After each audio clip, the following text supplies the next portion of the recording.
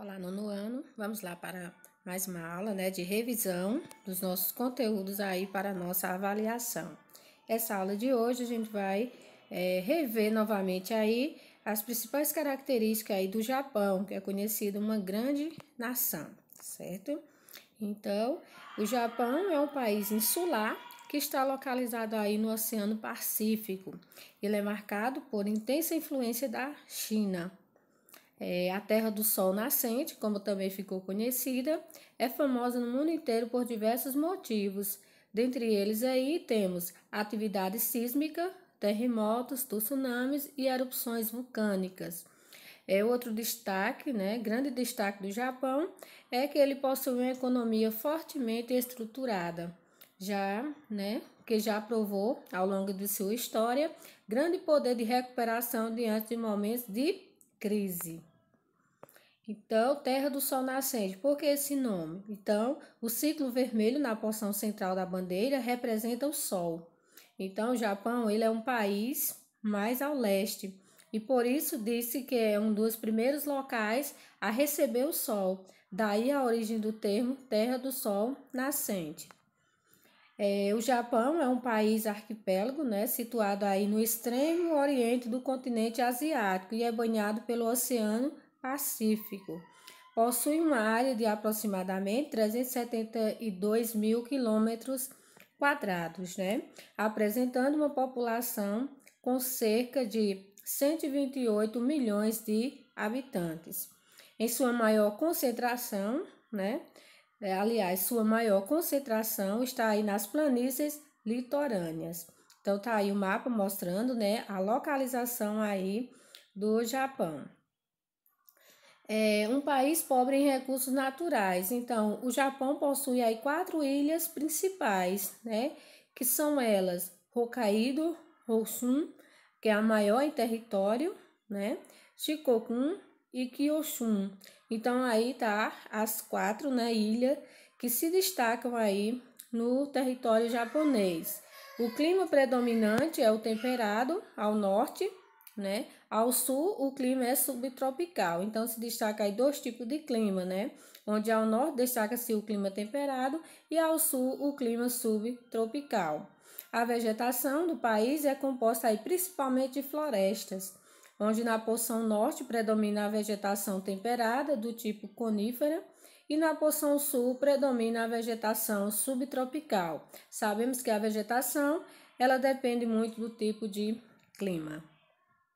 Em relação ao relevo, a maior parte do território japonês é montanhosa, O ponto culminante é o famoso Monte Fuji, com seus 3.778 metros de altitude. Apenas 16% do território é formado por planícies, nas quais encontram-se as tradicionais atividades agrícolas de rizicultura. E o que é essa rizicultura? É a cultura de arroz. A hidrografia é marcada por rios de pequena extensão e que apresentam corredeiros ao longo do seu percurso. O país é carente de produção e também de reserva de recursos minerais, metálicos e energéticos. As 2 importantes atividades econômicas do Japão são a atividade agrícola e a pesca. Então, as 2 atividades aí relacionadas ao setor primário, A atividade agrícola, a agricultura e a pesca relacionada aí à pecuária. Em relação aos aspectos físicos, como já foi dito, relevo insular, possui 4 ilhas principais, Hokkaido, Honshu, Shikoku e Kyushu. Então, são as 4 ilhas que se destacam aí no território japonês. Em relação aos recursos energéticos, esses recursos são limitados, de energia.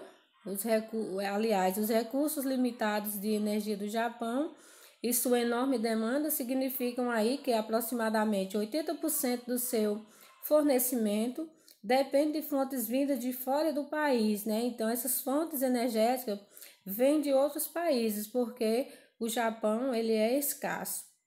Com a diminuição das exportações de petróleo dos países asiáticos, como China e Indonésia, o Japão passou aí a depender ainda mais do petróleo do Oriente Médio, né? Então, houve aí uma diminuição na exportação do petróleo que vinha aí da China e da Indonésia. Então, aí o Japão passou a depender ainda mais, né, do petróleo do Oriente Médio.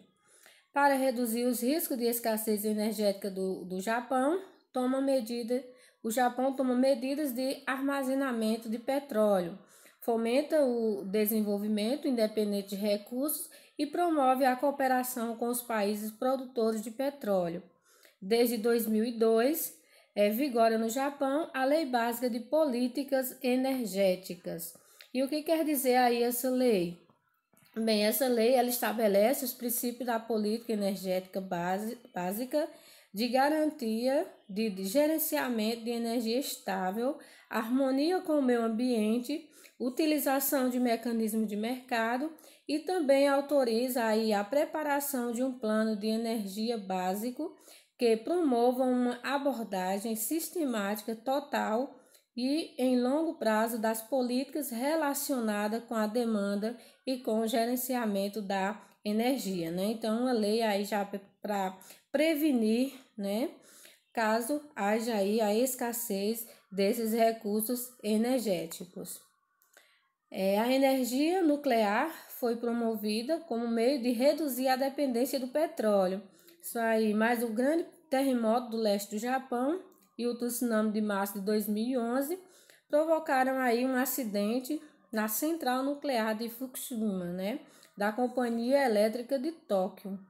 Então, com o ocorrido, produziram-se aí várias explosões que danificaram as instalações da central e causaram, né, emissão de substâncias radioativas na atmosfera e também o acúmulo e vazamento de água contaminada. Então, a energia nuclear não pode substituir aí o petróleo aí no território japonês. Um território instável. Então, o país está situado em uma região de confluência entre as placas euroasiática, norte-americana, do Pacífico e das Filipinas. É geomorfologicamente uma das áreas mais ativas do planeta, conhecida aí como Círculo de Fogo do Pacífico, onde essa peculiaridade resulta em um relevo acidentado, sujeito aí a intensas atividades vulcânicas e sísmicas, como terremotos e tsunamis. O choque entre as placas tectônicas produz uma zona de subdução, onde uma placa é empurrada para o interior da Terra e a outra é soerguida. É desse encontro que surgem aí os terremotos, tsunami e as atividades vulcânicas. Tá aí, né, uma imagem mostrando a área aí, conhecida como Círculo de Fogo do Pacífico, que é essa área aí que está mais propícia, né, a terremotos, aos vulcões, às atividades sísmicas.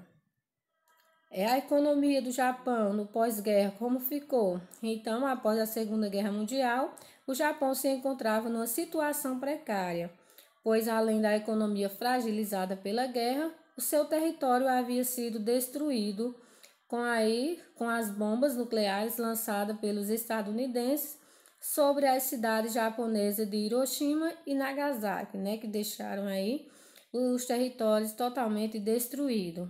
No entanto, entre 1955 e 1980, ocorreu o milagre japonês, que foi o período no qual a economia japonesa cresceu mais de 10% ao ano.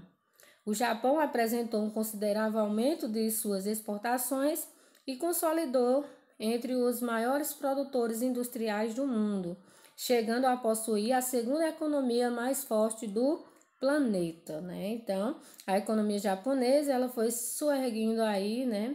Foi aí se fortificando depois aí, após a Segunda Guerra Mundial. Além do investimento dos Estados Unidos na reconstrução do Japão, outros fatores merecem destaque, como, por exemplo, a existência de um elevado contingente de mão de obra barata, altamente disciplinada e relativamente qualificada. O papel do Estado, né? O governo buscou unir ações e iniciativas privadas e do poder público através de políticas e projetos econômicos que contavam aí com o apoio das grandes corporações. características sociais e culturais japonesas também contribuíram direto ou indiretamente para a reconstrução do país. O país, né, está na ponta da indústria de tecnologia de alto nível. Dentre os principais setores, destaca-se os que de eletrônica, informática, construção naval e química, né? Naval e química, siderúrgica e metalúrgica, automobilístico, além aí da presença marcante da robótica em larga escala. Então, o Japão, né, possui aí uma indústria de tecnologia de alto nível, ou seja, uma tecnologia mais avançada.